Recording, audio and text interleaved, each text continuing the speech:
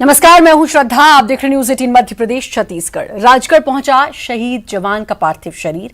शहीद मनीष कारपेंटर की अंतिम यात्रा में हजारों लोग शामिल हुए। थोड़ी देर में होगा अंतिम संस्कार। सेना के वाहन में लाया गया पार्थिव देह। सेना के वाहन के पीछे उमड़ी हजारों लोगों की भीड़। तिरंगा लेकर श्रद्धांजलि देने पहुंचे स्थानीय युवा। पार्थिव देह का फूल मालाओं और पुष्प की वर्षा। वंदे मातरम, भारत माता की जयकारे लगी। और जम्मू कश्मीर के बारामूला में आतंकी हमले में शहीद हुए और दोपहर 12 बजे अजमेर में अंतिम संस्कार। 10 महीने पहले मनीष की शादी हुई थी। शहीद के बलिदान पर राजगढ़ में शोक की लहर। इससे पहले मुख्यमंत्री शिवराज सिंह चौहान ने भोपाल में उनको श्रद्धांजलि अर्पित की। तो तस्वीरें आप देख सकते हैं। राजगढ़ पहुंच गया है शहीद जवान मनीष कारपेंटर का पार्थिव शरीर। बारामूला में वो शहीद हुए और आपको बता दें कि अब उनका शरीर उनके गांव पहुंच चुका है राजगढ़ और हजारों की संख्या में लोग उनको श्रद्धांजलि देने के लिए पहुंचे हैं। अंतिम दर्शन के लिए हजारों की संख्या में भीड़ उमड़ी है। दुख की बात कि 10 महीने पहले ही उनकी शादी हुई थी और आपको बता दें कि शहीद वो हो गए मनीष। राजगढ़ अब उनका पार्थिव शरीर पहुंच चुका है। मुख्यमंत्री शिवराज सिंह चौहान ने उनको भोपाल में श्रद्धांजलि दी और साथ ही उनके परिवार को 1 करोड़ की सहायता राशि और परिवार के एक सदस्य को सरकारी नौकरी देने की घोषणा। 4-5 दिन हो गए। क्या बात हुई? लास्ट बार बात की थी उस दिन। 2 बार फोन आया था।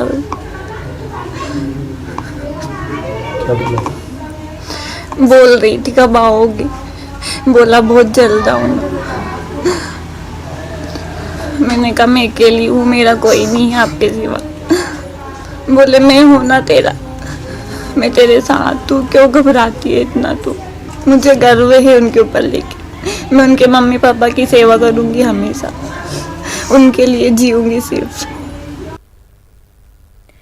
बारामूला में आतंकी हमले के शहीद जवान जाबाज मनीष कारपेंटर को सीएम शिवराज ने श्रद्धांजलि अर्पित की। मनीष कारपेंटर मध्य प्रदेश के राजगढ़ के खुजनेर के रहने वाले थे। भोपाल के BEME सेंटर में शहीद मनीष कारपेंटर को श्रद्धांजलि देने पहुंचे सीएम शिवराज ने ऐलान किया कि शहीद के परिवार को 1 करोड़ रुपए की राशि और परिवार के एक सदस्य को नौकरी दी जाएगी। इतना ही नहीं, शहीद मनीष कारपेंटर की प्रतिमा भी स्थापित की जाएगी। करोड़ रुपए की सम्मान निधि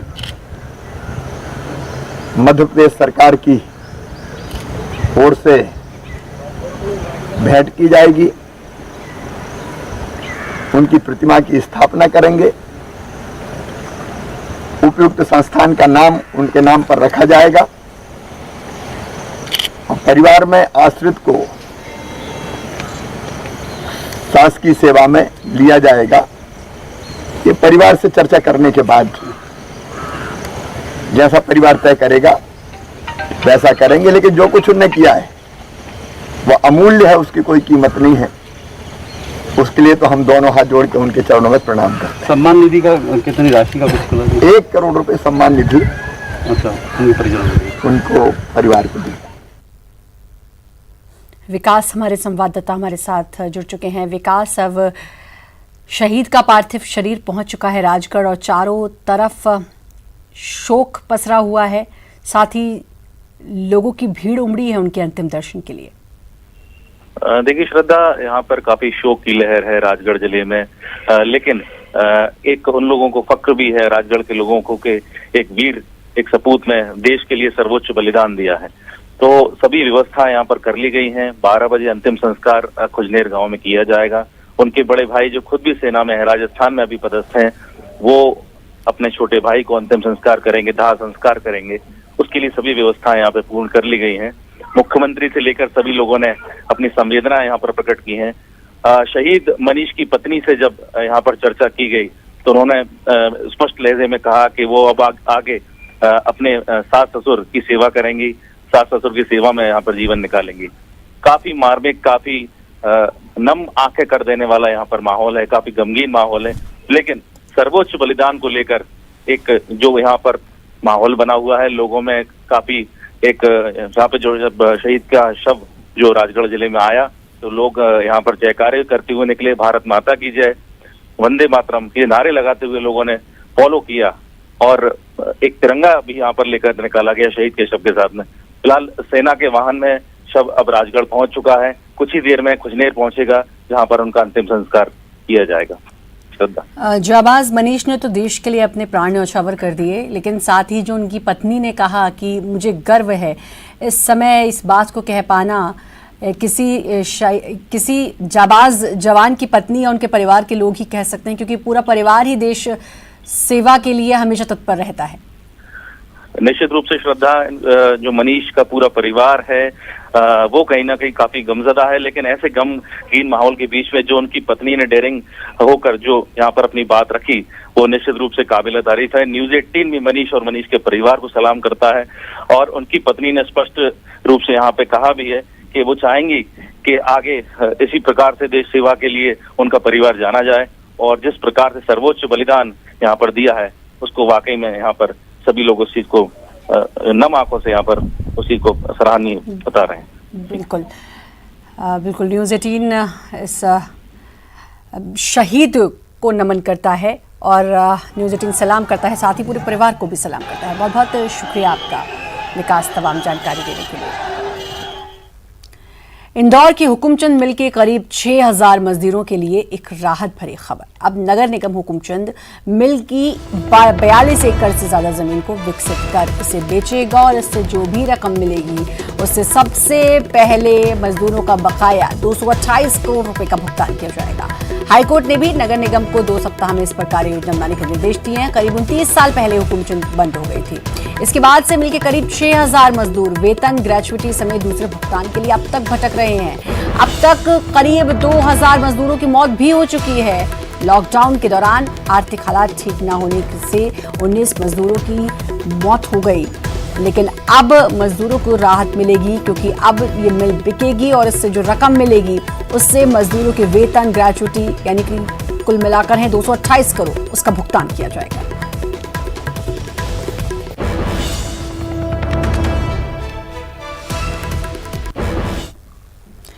कांग्रेस नेता डॉक्टर गोविंद सिंह को बीजेपी का ऑफर। परिवहन मंत्री गोविंद सिंह राजपूत का बयान। डॉक्टर गोविंद सिंह कांग्रेस पार्टी में उपेक्षित हैं। सीनियर होने के बावजूद भी मंत्रिमंडल में कमजोर विभाग उनको दिया गया। नेता प्रतिपक्ष भी नहीं बनाया गया, और गोविंद सिंह राजपूत ने सलाह दी है कि सही फैसला लें और कांग्रेस को जवाब देने की उन्होंने सलाह दी। साची सब मिला दें तो करीब 1 लाख लोगों ने अभी तक भारतीय जनता पार्टी की सदस्यता ली है। और जहाँ तक गोविंद सिंह जी की बात है, तो वो मैं तो ये देखता हूँ गोविंद सिंह जी एक अच्छे नेता हैं, पर कांग्रेस में उनको हमेशा उनके पर काट के रखा गया है, ना तो उनको भी अच्छा विभाग दिया गया। आज नेता प्रतिपक्ष की आस लगाए बैठे थे, वो भी नहीं बन पाए। तो मैं तो समझता हूं कि समय है, उनको भी अब कुछ निर्णय करना चाहिए। बीजेपी तो कल भी कह रही थी कि वर्किंग कमेटी में घमासान होगा, ये होगा, वो हो गया, तो सब सेटल हो गया। डॉक्टर गोविंद सिंह जी कांग्रेस के वरिष्ठ नेता हैं और पूरी तरह से कांग्रेस के साथ, और सोनिया गांधी, कमलनाथ जी सबके साथ हैं। और गोविंद सिंह जी से डरती है भारतीय जनता पार्टी, क्योंकि उन्होंने मामला उठाया अभी रेत जो खनन भारतीय जनता पार्टी के वहाँ नेता कर रहे हैं। उन्होंने कहा धरने बैठूंगा, उन्होंने कहा चंबल यात्रा करूंगा। तो एक घबराहट भारतीय जनता पार्टी में, जब घबराहट होती है तो फिर इस तरह के सबूखे छोड़ती है। ग्वालियर में 3 दिनों से बीजेपी के मेगा शो का आज कांग्रेस जवाब देगी। ग्वालियर पहुंचेंगे कांग्रेस के दिग्गज नेता सज्जन सिंह वर्मा। गोविंद सिंह प्रेस कॉन्फ्रेंस कर बीजेपी के मेगा शो का जवाब देंगे। पार्टी के बड़े नेता विशेष विमान से भोपाल से ग्वालियर पहुंचेंगे। पार्टी के बड़े नेता एक साथ प्रेस कॉन्फ्रेंस को संबोधित करेंगे। ग्वालियर जा रहे हैं, इसलिए जा रहे हैं कि वहाँ की जनता को जो दिग्भ्रमित करने का काम ज्योतिरादित्य सिंधिया और शिवराज नरेंद्र सिंह तोमर ने किया है, इनके झूठ का पर्दाफाश करने जा रहे हैं। इतने अकाट्य तथ्य हम लोगों के पास है इनके खिलाफ, शिवराज और ज्योतिरादित्य के खिलाफ, कि वो जनता को वहाँ बताना आवश्यक है। और वहाँ ग्वालियर की जनता की डिमांड थी कि कांग्रेस के कुछ वरिष्ठ नेता जरूर ग्वालियर आए ताकि इसकी पोल सिंधिया की हम खोल सके। तो एक बड़ा जलजला है आज ग्वालियर में। पूर्व मंत्री सज्जन सिंह वर्मा का बयान, ग्वालियर में कांग्रेस के नेता बीजेपी के शो की पोल खोलेंगी। बीजेपी के 76,000 सदस्यता अभियान के दावों पर होगी प्रेस कॉन्फ्रेंस। जिला प्रशासन के कार्यक्रम का नहीं करने की अनुमति पर कहा कि राजनीतिक द्वेष के चलते इस तरह की कार्रवाई हो रही है, लेकिन कांग्रेस पार्टी ग्वालियर चंबल संभाग को सच बताने का काम करेगी।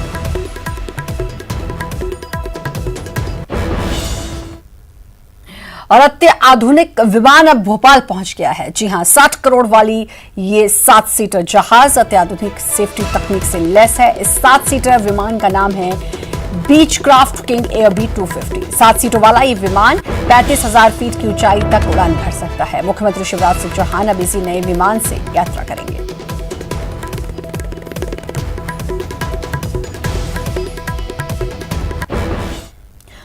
और गुना से बड़ी खबर, जहां मकान के विवाद में जमकर मारपीट हुई। कुंभराज में 2 पक्षों में विवाद हुआ है। दोनों पक्षों में जमकर चले हैं लाठी फरसे। महिलाओं ने की बीच बचाव की कोशिश, एक दूसरे पर ईंट फरसे से हमला किया गया। रजिस्ट्री और कब्जे को लेकर हुआ था विवाद। 2 पक्षों की भिड़ंत का वीडियो भी अब सामने आया है। कुंभराज थाना क्षेत्र के टेकरी मोहल्ले की ये घटना है, जहां पर जमीन का ये पूरा विवाद, मकान का ये पूरा विवाद है और इसको लेकर जमकर मारपीट हुई है। महिलाओं ने बीच बचाव की कोशिश भी की, एक दूसरे पर ईंट फरसे से हमला किया गया। 2 पक्षों में ये मारपीट हुई। रजिस्ट्री को लेकर और कब्जे को लेकर ये विवाद हुआ और अब आप देख सकते हैं वीडियो भी इसका सामने आया है।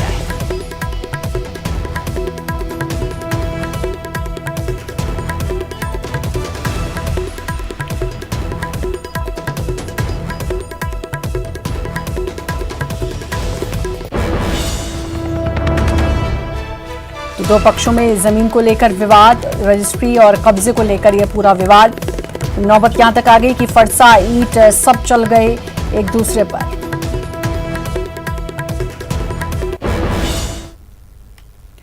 और आपको बता दें कि इंदौर के द्वारकापुरी थाना इलाके में दोस्त के जन्मदिन पर बीच सड़क पर हवाई फायर करने का एक वीडियो वायरल हुआ है, जिसके बाद पुलिस ने सिकंदर नामक युवक के पास से राइफल, खाली कारतूस, लाइसेंस और 4 जिंदा कारतूस बरामद किए हैं। शस्त्र लाइसेंस के नियम का उल्लंघन करने पर आर्म्स एक्ट के तहत मामला दर्ज कर लिया गया।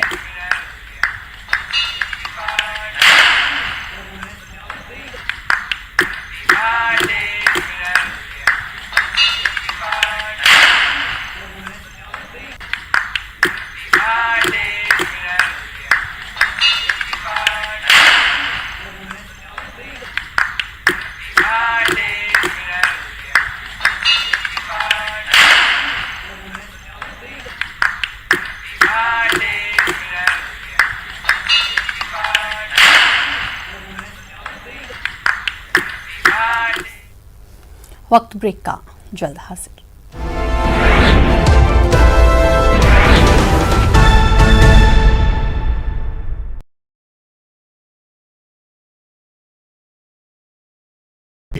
या फिर अपना हुनर दिखाइए, वीडियो बनाइए और हम तक पहुंचाइए और घर बैठे बनिए स्टार।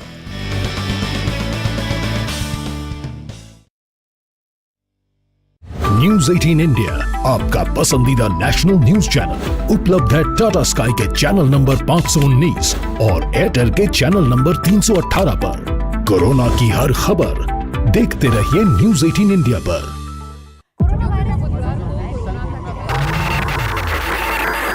हम सिर्फ खबर नहीं पहुंचाते, हमारी कोशिश है झूठ छानकर सच दिखाने की, हौसला बनकर हर पल साथ निभाने की। हम रोज करते हैं कोशिश।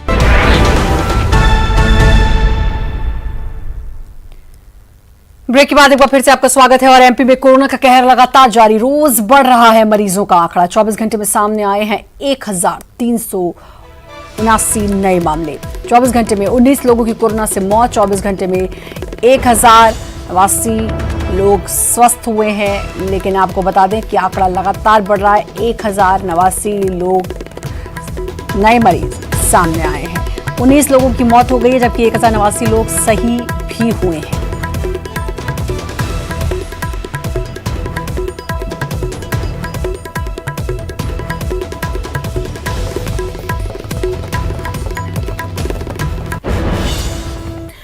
ग्वालियर जिले में कोरोना ब्लास्ट, 139 पॉजिटिव मरीज मिले, एक मरीज की मौत। बीएसपी कैंप में कोरोना का कहर। बीएसएफ एकेडमी में 47 जवान कोरोना संक्रमित, अब तक 50 से ज्यादा जवान कोरोना की चपेट में।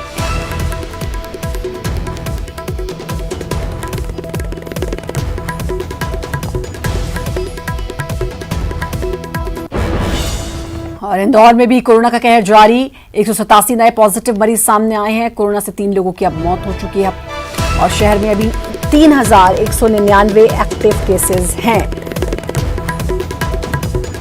187 नए पॉजिटिव मरीज सामने आए हैं।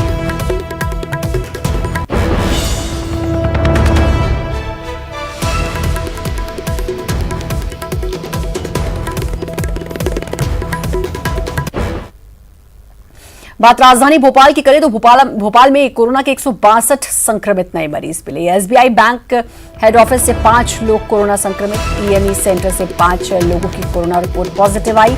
जीएमसी से 4 कोरोना संक्रमित मिले हैं। सीटीवीएस डिपार्टमेंट से 1 व्यक्ति पॉजिटिव, कोविड थाने के 1 जवान की रिपोर्ट पॉजिटिव। ऊर्जा विकास निगम से 1 व्यक्ति संक्रमित निकला। प्रोफेसर कॉलोनी से 4 लोग कोरोना संक्रमित निकले। 4 इमली से 1 व्यक्ति की रिपोर्ट पॉजिटिव आई। आकाशगंगा कॉलोनी 2 लोग संक्रमित निकले। राहुल नगर, टीटी नगर से 5 लोग संक्रमित निकले। जहांगीराबाद से 1 व्यक्ति की रिपोर्ट पॉजिटिव आई है। जेल कॉलोनी करोन से 2 लोग संक्रमित। पुलिस लाइंस भोपाल से 2 लोग संक्रमित निकले हैं। और आयसा क्वारंटीन सेंटर से 7, अरेरा कॉलोनी से 1 व्यक्ति की report positive. PWD Neeraj Mandloi की रिपोर्ट पॉजिटिव। राष्ट्रीय माध्यमिक शिक्षा अभियान के इंचार्ज पॉजिटिव। लोक शिक्षण संचालनालय में अपर संचालक के पद पर हैं कामना आचार्य।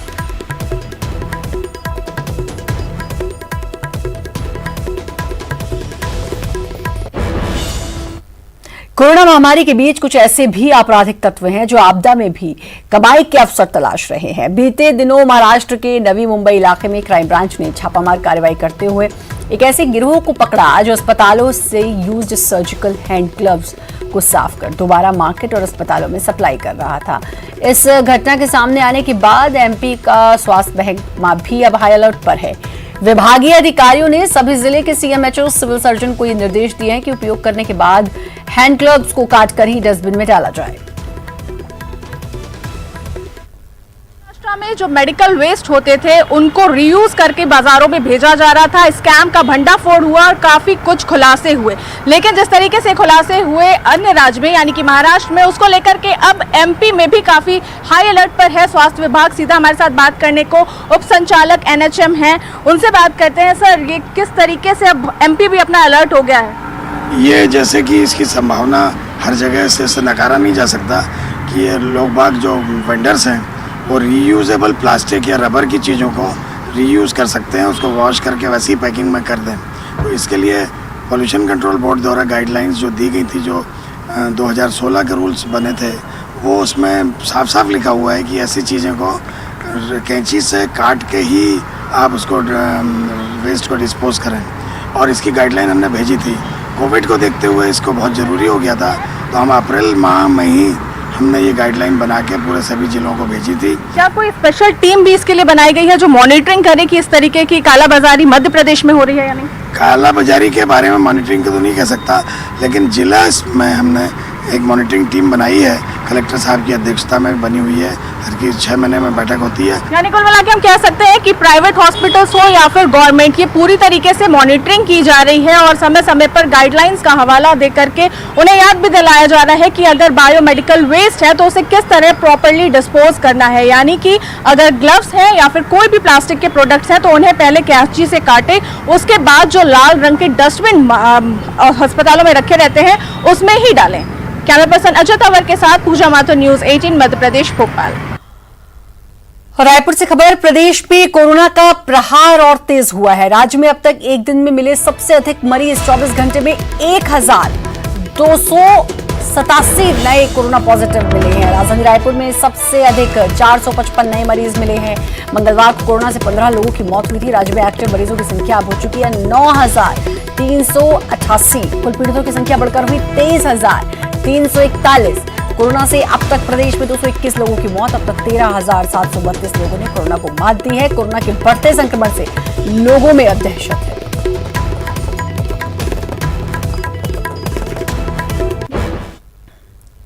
कोरबा में देहानपारा में कोरोना पीड़ितों का अंतिम संस्कार करने पर इलाके के लोगों ने प्रशासन से आपत्ति जताई। वार्ड पार्षद के साथ मिलकर स्थानीय लोगों ने कोरोना पीड़ितों का अंतिम संस्कार किसी दूसरी जगह करने की मांग की है। आपको बता दें कि एक कोरोना पॉजिटिव महिला का अंतिम संस्कार यहां पर किया गया, जिसके बाद लोगों ने आपत्ति जताई।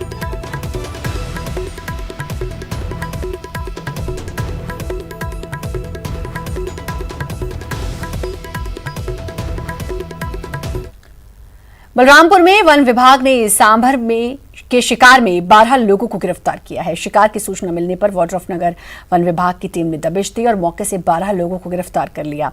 वहीं 3 लोग अभी भी फरार बताए जा रहे हैं। आपको बता दें कि इससे पहले बलरामपुर में वन विभाग ने नीलगाय के शिकार के मामले में कार्रवाई की थी।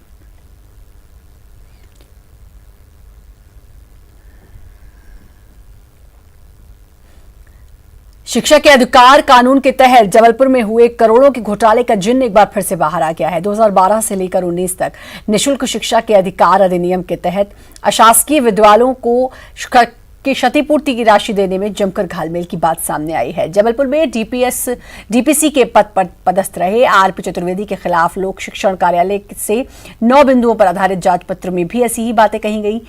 जबलपुर में पदस्थ रहे तत्कालीन आईएएस अंशुल गुप्ता समेत कविता वाडला ने शहर के स्कूलों की जांच की तो 6 स्कूलों में ही 67 लाख से अधिक राशि का घोटाला उजागर हो गया। जबलपुर में 646 अशासकीय स्कूल दर्ज हैं, लेकिन अधिकांश तौर पर स्कूल कागजों पर ही संचालित हैं। ऐसे में घोटाला कितना बड़ा हो सकता है, इसका अंदाजा लगाया जा सकता है। फिलहाल नवागत कलेक्टर कर्मवीर शर्मा ने पूरे मामले को गंभीर माना है और कहा कि इस मामले में वे फिर से जांच शुरू करेंगे। आरटीई के तहत गरीब बच्चों के लिए जो सुविधा दी गई थी कि गरीब बच्चे पढ़ लें, मगर ये सुविधा का भारी दुरुपयोग किया गया। उसमें हर स्कूल में अगर दर्ज संख्या 300 है तो 20 की संख्या 300 बता दी गई और उस आरटीई के तहत पूरा पैसा ढकाल लिया गया। ये पूरा एक गिरोह है, ऊपर से नीचे तक ये सारा गिरोह काम कर रहा है। हमारे सैकड़ों बार लिखने के बाद, कंप्लेंट करने के बाद, यहाँ से लेके भोपाल तक सैकड़ों बार हमने इसमें शिकायत की, मगर उसका कोई रिजल्ट मिला नहीं। इसमें अरबों का घोटाला है पूरे मध्य प्रदेश में, खासकर जबलपुर में जो जानकारी है। हमने 646 स्कूल हैं, उसमें हमने उदाहरण में दिए थे 5-6 स्कूल, जिसमें 68 लाख का घोटाला पकड़ा गया। 2 आईएएस अफसर ने जांच की और वो पकड़ा गया। इसके बाद भी आज तक उसमें कोई कार्रवाई नहीं हुई। कि आपके माध्यम से अभी मुझे अवगत हुआ है, तो मैं शिक्षा विभाग के जो प्रभारी हैं उनसे एक बार अभी तक क्या इसमें डेवलपमेंट हुआ और क्या एक्चुअल स्थिति थी वो जानकारी लेके फिर मैं आगे कुछ इस पर कुछ मंतव्य दे पाऊंगा।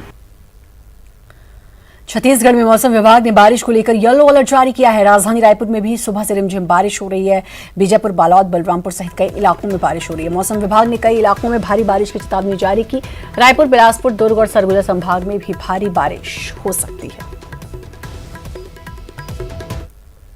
एक बार फिर से सक्रिय हुआ है। राजधानी रायपुर समेत प्रदेश के कई हिस्सों में आज सुबह से ही बारिश हो रही है और पूरे प्रदेश भर के लिए अलर्ट जारी किया गया है। खासकर जो रायपुर संभाग है, दुर्ग है, बिलासपुर है, यहां पर सबसे ज्यादा बारिश होगी और इसके अलावा सरगुजा संभाग बारिश से सबसे ज्यादा प्रभावित रहेगा। जिस तरह से ये देखा गया कि द्रोणिका का असर इस बार ये बताया जा रहा है कि हुआ है और इसलिए ये बारिश हो रही है।